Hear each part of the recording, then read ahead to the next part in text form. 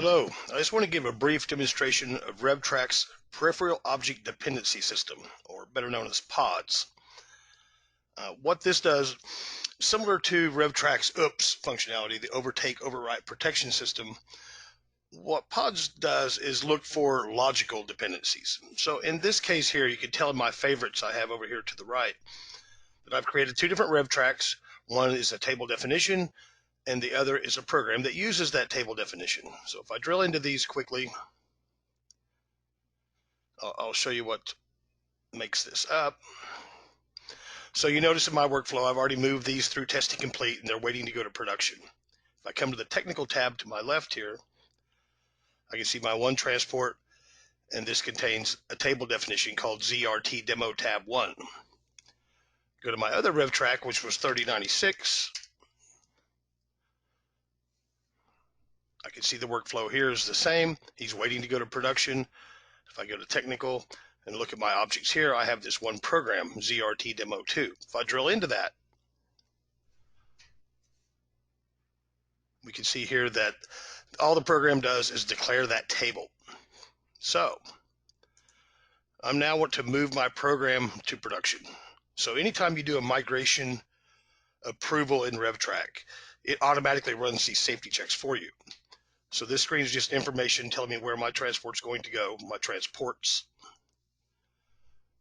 And notice this PODS check comes up with an error. If I view the results, I can see here that my program and text are part of my Rev-Trac, so they're in my selection. But the table that it needs is missing from the production system.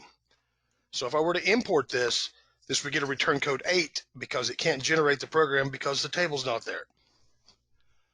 So what should I do in this regard? Well, I don't want the return code 8, so I need to move my other Rev-Trac first. So what I would do here is just cancel my approval. I want to go back to 3095.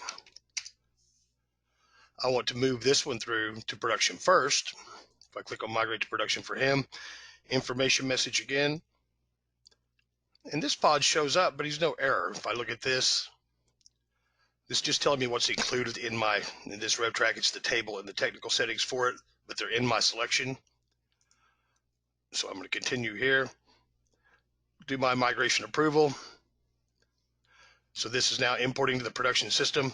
I can come back to my other request now, and when I go to move this, he's not going to have that PODS check or not going to have the PODS error because the table will be there in the target system.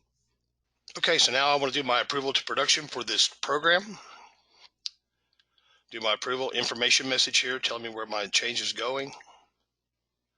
Run this, and notice now my PODS check comes up, but there's no error. If I review this,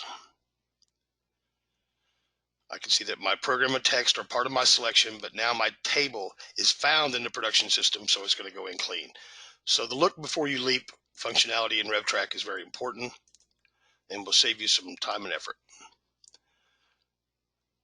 And now this is going to import and all will be well. So thank you for your attention. Bye.